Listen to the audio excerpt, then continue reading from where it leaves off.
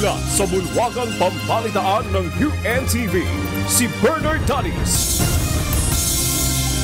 Magandang tanghali, ito ang Balita Weekend Edition. Narito ang mga headlines.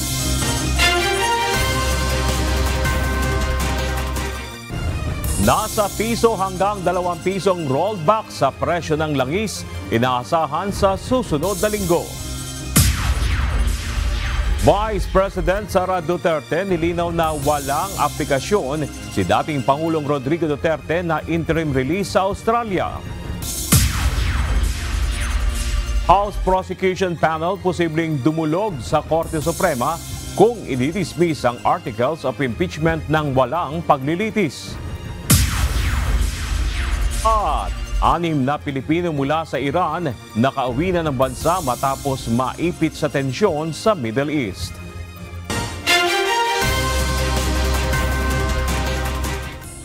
Nakakainsulto para kay Vice President Sara Duterte ang tila pagbibigay sa International Criminal Court ng jurisdiksyon sa bansa. Ito ay matapos ding pagbigyan ng Department of Justice o DOJ ang hiling ng ICC na proteksyon para sa mga testigo sa war on drugs. Ito ang balita ni Jed Neresina. Kinwestiyon ni Vice President Sara Duterte ang mga naging pahayag ni Justice Secretary Crispin Remulla hinggil sa investigasyon ng International Criminal Court o ICC sa war on drugs ng nakaraang administrasyon. So is he saying, as a Justice Secretary, that our courts are not competent to hear cases of crimes that were allegedly done inside Philippine territory? So sinasabi ba niya na yung mga huwes natin ay walang alam compared to sa huwes ng ICC? Naunang sinabi ni Secretary Remulla na mahirap patunayan ang mga kaso rito dahil sa umano'y pagkawala ng ebidensya at pagtanggi ng mga sangkot na magsalita. Kaya ayon sa kalihim ay ibinibigay na nila ito sa ICC. Pero hindi aniya ito nangangahulugang balak ng Pilipinas na muling sumali sa Rome Statute na nagtatag sa nasabing hukuman. Ngunit para kay VP Duterte, insulto sa mga Pilipino, lalo na sa mga hukom ng bansa, ang pagpapasa ng kaso sa isang banyagang jurisdiksyon. Intellectually challenged, ang move na sasabihin mo na hindi ka na lang as Justice Secretary na hindi ka na lang mag-iimbestiga o magkurso ng kaso at ibibigay mo na lang yun sa isang foreign jurisdiction. Nakaka-insulto yun as a Filipino, lalong-lalo na sa mga huwes natin, sa judges natin. Nakaka-insulto siya. Dagdag pa ng pangalawang Pangulo, tila walang konkretong plano ang administrasyon para sa mga Pilipinong apektado sa Israel-Iran conflict. Ngunit mayroong plano para sa mga testigo laban sa kalaban sa politika. Ito'y matapos pagbigyan ng Department of Justice ang hiling ng International Criminal Court na proteksyon para sa mga testigo sa war on drugs. This is an example, again, of scapegoating. Nakita mo, wala silang plano para sa mga tao na nadidelikado yung buhay sa loob ng Middle East. Pero may plano sila para sa mga witnesses kuno ng kaso ng kalaban nila sa politika. Para kay Vice President Duterte, political scapegoating ang ginagawa ng kasalukuyang administrasyon kung saan kapag wala umanong nangyayari sa administrasyon, ang kanilang solusyon ay ituro ang sisi sa ibang tao. Jed Neresina, UNTV News and Rescue. Diyos ang aming sandigan, serbisyo publiko ang aming pinahahalagahan.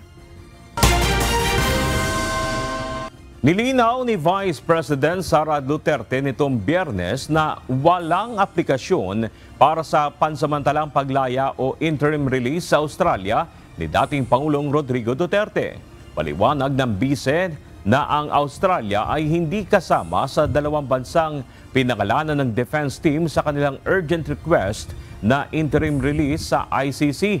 Kaya naman ipinagtaka ni BP Sara ang natanggap niya kamakailan na email mula sa isang ahensya ng gobyerno ng Australia na tumangging tanggapin ang kanyang ama. Nauna nang sinabi ni BP Duterte na ang kanyang personal na biyahe sa Australia ay hindi upang humingi ng pansamantalang paglaya para sa dating Pangulo. I'd like to clarify that the defense team of President Duterte never reached out to the Australian government to discuss about his interim release. I do not know where and to whom it was addressed, but I got a copy of it, and I do not know as well on what basis she was able to say that there is, parang it is not discussed with the Australian government and they will not allow interim release in Australia because in the first place, there is no application for interim release in Australia. Umaasa at nananalangin si Vice President Sara Duterte na makapanunumpa ang kanyang ama na si dating Pangulong Rodrigo Duterte bilang alkalde ng Davao City habang papalapit na ang simula ng termo nito ngayong katapusan ng Hunyo. Ayon sa pangalawang Pangulo, wala siyang detalye sa usapan ng kanyang ama at mga abogado nito tungkol sa kung paano ito makapanunumpa. Bukod dito, sakaling hindi makapag-oath-taking sa pwesto ang dating Pangulo, ang kapatid ni BP Sara na si Baste Duterte na nahalal bilang Vice Mayor ang inasahang gaganap bilang Acting Mayor ng Davao City. I hope and pray that he will take his oath because I voted for him. I wanted him to be mayor of Davao City. So that is my prayer. But we really do not know what are the discussions between lawyers and former President Duterte. So we wait. If he takes his oath or he doesn't take his oath, then we will have a situation where Davao City will have an acting mayor.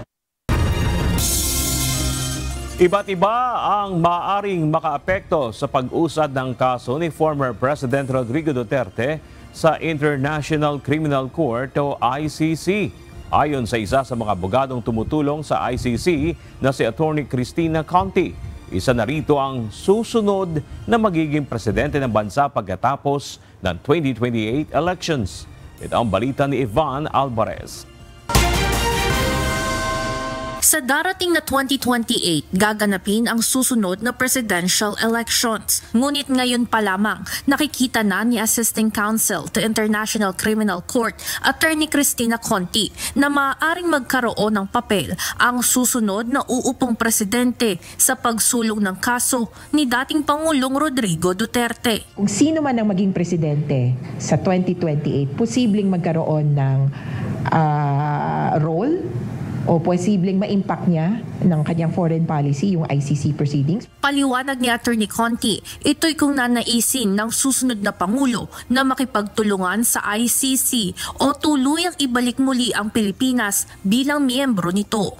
Pwede ring many shades of cooperation. Kaya kahit na sinong presidente, meron talagang impact sa ICC proceedings. Anya, ito'y dahil maaaring tumakbo pa ng ilang taon ang kaso ni FPRRD kung saan ang average period ng mga kaso sa ICC ay umaabot ng 8 hanggang 9 na taon. Pero with the complications in this case, definitely it will take more than 3 years. Samantala, ayon kay Attorney Conti, marami pang pupwedeng mangyari bago ang darating na 2028 elections, lalo na at nasa pre-trial stage pa lamang ang kaso ng dating Pangulo. Ivan Alvarez, UNTV News and Rescue. Diyos ang aming sandigan, serbisyo publiko ang aming pinahahalagahan. Inihayag ng House Prosecution Panel na posible itong dumulog sa Korte Suprema kung i-dismiss ang articles of impeachment laban kay Vice President Sara Duterte nang walang paglilitis. Babala pa ng tagapagsalita ng prosekusyon, maaaring magdulot ng gulo kung hindi masusunod ang itinakda ng saligang batas kaugnay ng impeachment proceedings. Ito ang balita ni Rosa Licos. Sa Korte Suprema tatakbo ang House Prosecution Panel kung i-dismiss o ibabasura ng Senate Impeachment Court ang Articles of Impeachment laban kay Vice President Sara Duterte nang walang isinasagawang paglilitis. Kasunod ito ng sinabi ni Senate President Francis Escudero na posibleng ma-dismiss ang kaso kung may maghahain ng mosyon at susuportahan ng simple majority ng senator judges. Sa inihaing tugon ng House Prosecution Panel sa answer ad cotelam ni VP Sara, nakasaad na ang tanging legal na estratehiya ng defense ay i-dismiss ang kaso at iwasan ang paglilitis. Ang recourse namin, later on, pag nangyari yan, maaaring umakyat kami sa Supreme Court. Wala tayong magagawa kung mas matagal siya, nandyan na yung sitwasyon Giit ng prosekusyon sa tugon nito sa answer ad cotelam ni VP Sara, walang batayan ng argumento nito. May pagtanggi sa aligasyon pero walang paliwanag. Gaya ng unang article of impeachment na pagsira sa tiwala ng publiko, matinding paglabag sa konstitusyon at high crimes dahil sa kontrata umano para ipapatay ang Pangulo, First Lady at House Speaker. Ayon sa kampo ni VP Sara, conclusion lang ito ng Kamara mula sa isang online broadcast. Yung pagkontrata ng mamamatay tao, hindi ho naman sinusulat yan Hindi ho ba? Hindi naman sinusulat yan I agree to kill, etc. Walang ganun Kasi illegal siya na rin yung nagsabi. Kumontrata ako ng asasino ng mamamatay tao. Hindi naman sa amin ang galing yan, sa kanya. At inulit pa niya. Hindi ba? Another interview, inulit niya. Kung maalala nyo, nung una yung sinabi niyan na ipapapatay ko, may kinontrata na ako, no joke. No joke. So anong kontrata ang pinag-uusapan natin? Kontrata na nasa kasulatan, nakanotaryo? Come on. Ayon sa prosecutors, nakabatay sa misleading claims o mga maling pahayag at walang batayang procedural objections o pagtutol umano sa proseso ang mosyon ni VP Sara. Rosa Licos, UNTV News and Rescue. Diyos ang aming sandigan, serbisyo publiko ang aming pinahahalagahan. Pinagdibay ng Korte sa Muntinlupa City ang nauna nitong desisyon na pagpapawalang sala kay dating Senador Laila de Lima kaugnay ng illegal drug trading sa New Bilibid Prison o NBP. Ito ang kaso na niremand o ibinalik ng Court of Appeal sa lower court. Nagpasalamat naman si de Lima sa naging desisyon ng hukuman. Ito ang balita ni Dante Amento.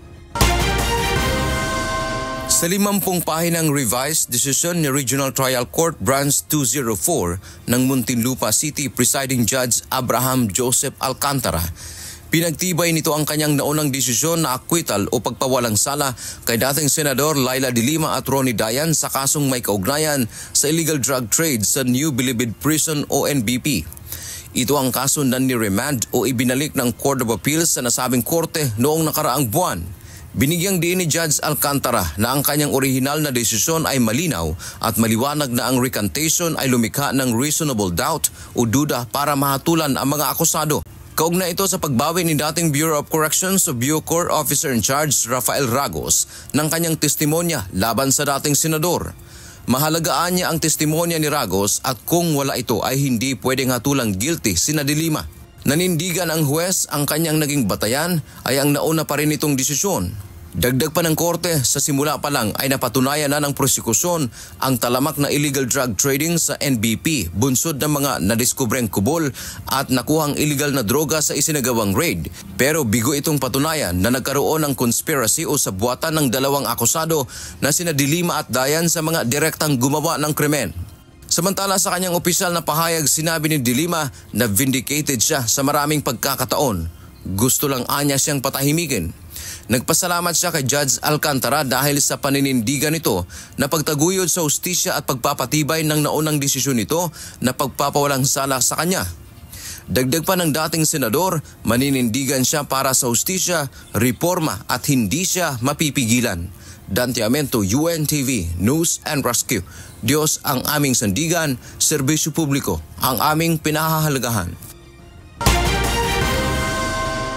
Isinusulong ni Senator Sherwin Gatchalian ang pagsasampa ng kaso laban kay Michael Maurilio alias Rene na naunang tumestigo sa pagdinig ng Senado kaugnay sa mga kaso ng religious leader na si Apollo Kibuloy. Ito'y matapos baligtarin ni Maurilio ang kanyang mga inihayag sa Senado at sinabing binayaran lang umano siya para tumestigo laban kay Kibuloy. Ng senador, nanumpa si Maurilio sa Senado upang magsabi ng katotohanan at binigyan ng pagkakataong magsalita ng malaya para maabot ang hustisya.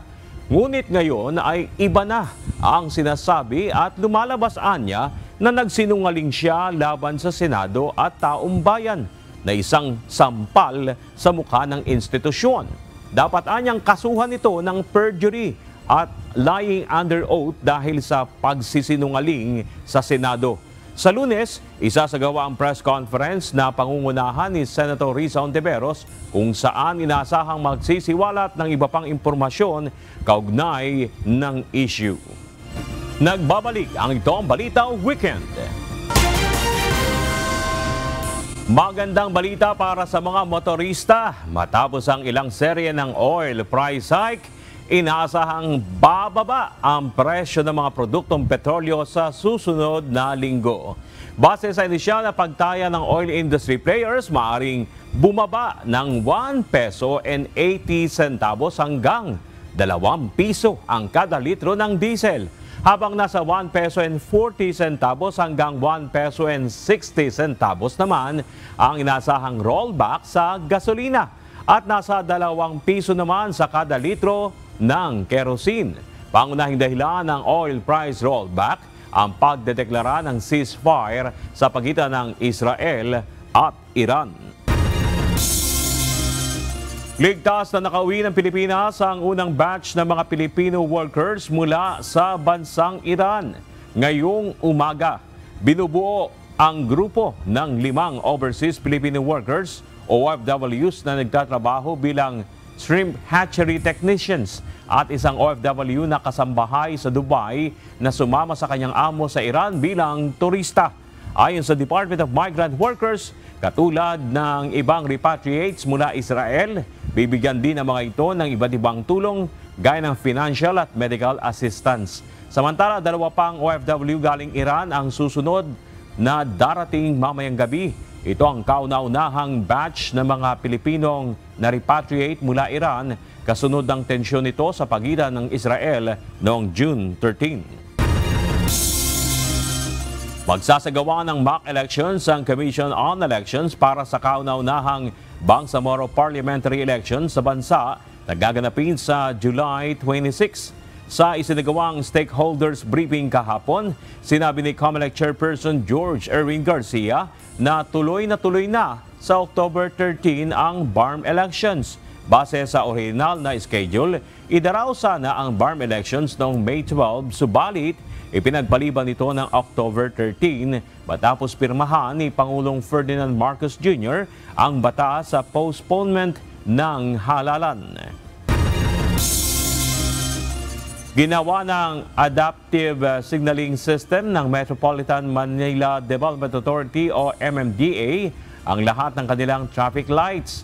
Ayon sa MMDA, nangangahulugan ito na sensor-based na ang lahat ng kanilang traffic lights na siyang tutukoy kung stop o go ang mga sasakyan. Sa ngayon, 100% nang natapos ng ahensya ang pagtatanggal sa mga traffic signal light na gumagamit ng timers. Ang MMDA Traffic Engineering Center ang nangasiwa sa pagtatanggal ng mga traffic signal light timers sa 76 na intersections sa Metro Manila.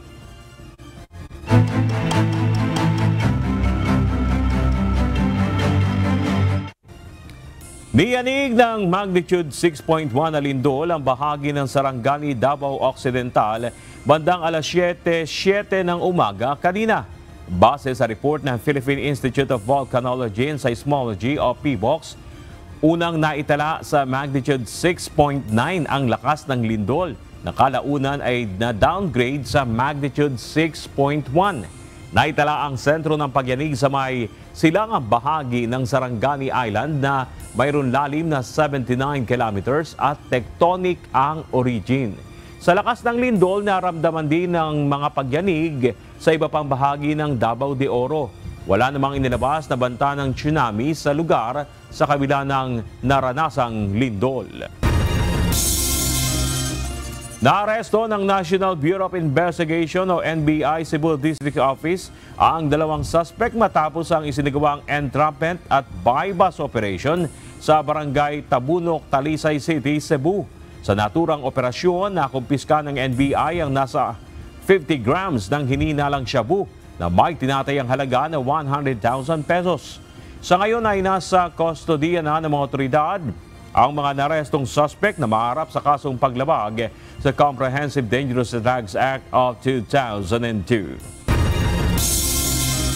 Isang trade fair ang muling binuksan sa Bataan upang maipakilala ang mga maliliit na negosyo doon. Sa Cagayan, mahigit 300 mga usbong na kawayan ang itinanim bilang bahagi ng pagtugon sa nararanasang pagbaha at pagguho ng lupa. Habang 33 paaralan sa isang bayan sa Bohol ang binigyan ng access sa digital library ng DOST.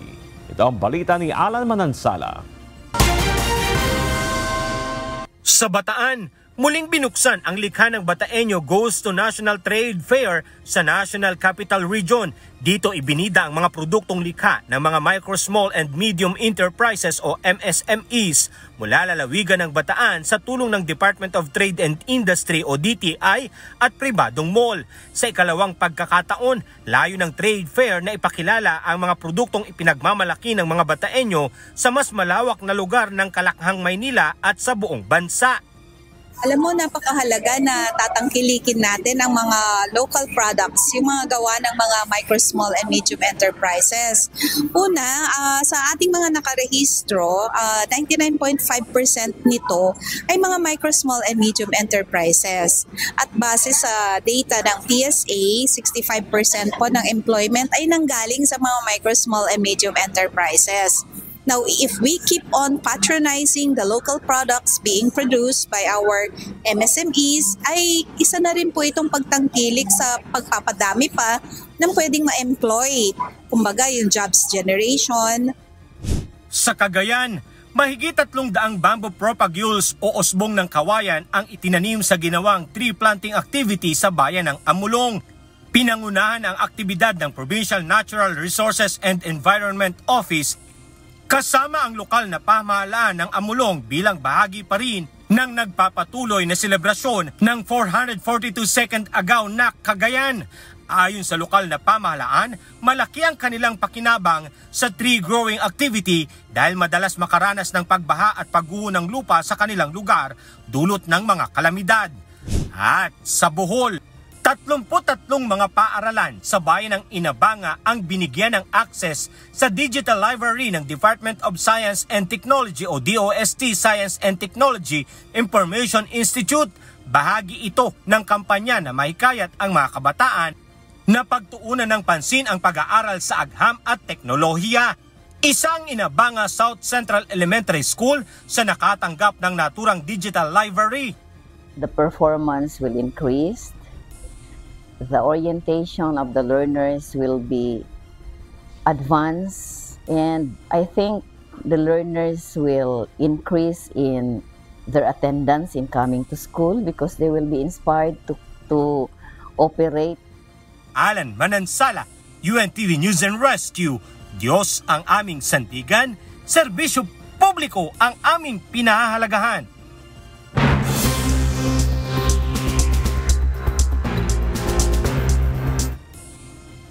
Naniniwala si US President Donald Trump na posibleng magkaroon na ng ceasefire sa pagitan ng Israel at Hamas militants sa loob ng isang linggo.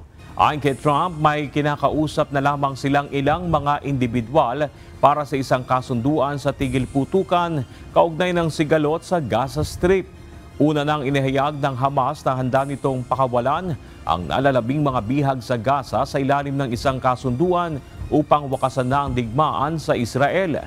Nagsimula ang sigalot noong October 2023 matapos atakihin ng Hamas militants ang isang lugar sa Israel kung saan mahigit 1,000 ang naiulat na nasawi habang mahigit 200 ang dinalang bihag sa Gaza. Mariing kinundinaan ni US President Donald Trump si Iran Supreme Leader Ali Khamenei kasunod ng banta nito na muling silang gaganti sa oras na atakihin ang kanilang bansa.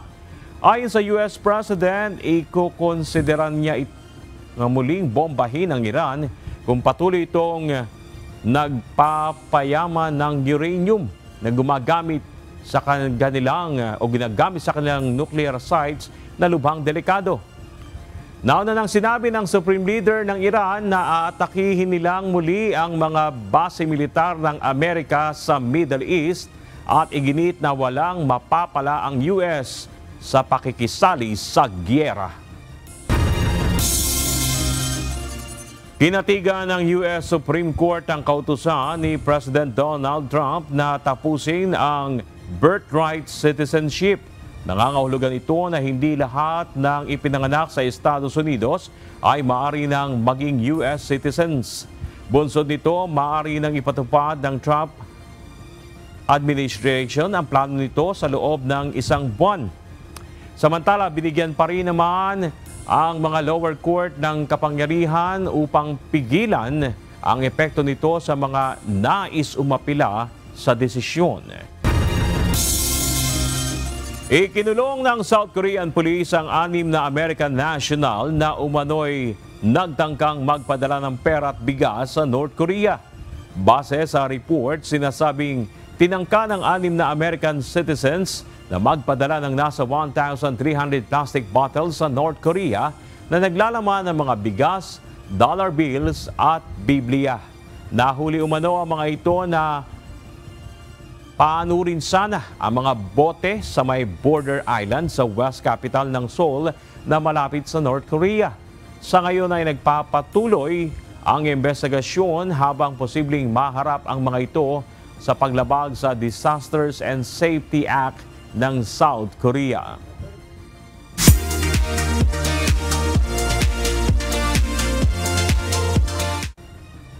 Nagwagi bilang third runner-up ang pambato ng Pilipinas na si Tara Valencia sa katatapos lamang na 2025 Miss Supranational. Ilang beses na nakapasok sa finalist ang Baguio Beauty Queen na si Tara hanggang sa tanghaling third runner-up sa pageant. Samantala, kinoronahan naman bilang 2025 Miss Supranational ang kandidata ng Brazil na si Eduarda Brom. Habang first runner-up ang Germany, second runner-up ang Curaçao at fourth runner-up naman ang Puerto Rico.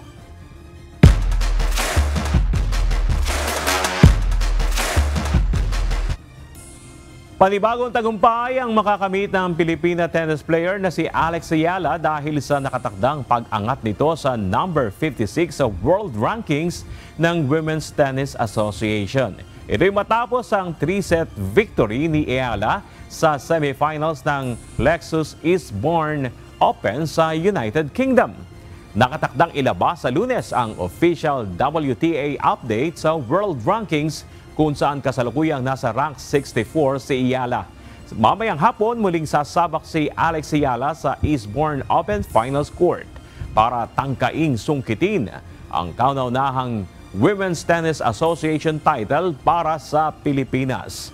Makakalaban ni Ayala sa match mamaya ang WTA number 51 ng Australia na si Maya Joint.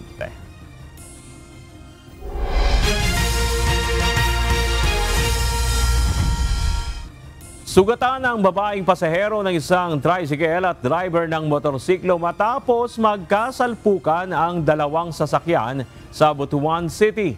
Agad namang rumisponde ang UNTV News and Rescue Team at DRRMD Butuan sa mga biktima. Ito ang balita ni Evelyn Sikat. Mapakog ngayon mo lang, pakog. Ito na sa floor yun.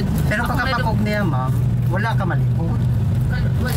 Wala ka na kuyapan? Wala man hinuuni. Ibangon lang dahil ko kay murag nakabantay na ko pang murag sakit naman. Pamamaga at pananakit sa likurang bahagi ng ulo ang tinamo ng babaeng ito matapos magkasalpukan ang isang motorsiklo at isang tricycle sa Paradise, Barangay Libertad, Butuan City pasado alas 7 kagabi. Ayon sa mga nakasaksi, liliko pakaliwa ang tricycle habang padiretso naman ang motorsiklo. Tumawag ang Operation Center ng Butuan City DRRMD sa UNTV News and Rescue Team upang humingi ng augmentation sa insidente. Pagdating ng team sa lugar ng aksidente ay inindorso ng Rescue Unit ng Butuan City ang 49 anyos na babaeng pasyente na pasahero ng tricycle. Pwede ni mo ang imong kamot ma'am, dili ba wala sakit? Wala may problema. Ang kiniro. Pakikuha ka sa iglas daw. Tanaw na sa ako ma'am. Ang mata railing ma'am ha? Okay, dire. Okay. Ma'am, tanaw na akong mata ma'am. Ang imong kuhan ma'am, wala kayo mayroong nga nakalimot. Agad na nagbigay ng cold compress ang team sa biktima, sinuri ang vital signs ng babae at nagsagawa ng initial na assessment. Hindi, wala. Dili wala sakit dire. Wala. Pinirigyan siya sa... Sa imong naong wala may sakit sa imong naong. Sa likod wala sakit? Wala. Sa dughan, may sakit, may ginhawa. Huwag ka mag-isip ginhawa. Pasok si Mita. Pasa ka mag vital signs mama. Matapos ang isinagawang assessment ng team sa biktima, ay agad na itong dinala sa Agusan del Norte Provincial Hospital upang masuri ng mga doktor. Ang City Disaster Risk and Reduction Management Department naman ang nagdala sa sugatang motorcycle rider sa Butuan Medical Center. Evelyn Sikat, UNTV News and Rescue, Diyos ang aming sandigan, serbisyo publiko ang aming pinahahalagahan. Narito naman ang salita ng Diyos na ating sandigan. Mula sa Aklat ng Kawikaan, Kapitulo 13, versikulo 24, na nagsasabi, "Siyang naguurong ng kanyang pamalo ay napupuot sa kanyang anak, ngunit siyang umiibig ay nagpaparusa ng maminsan-minsan."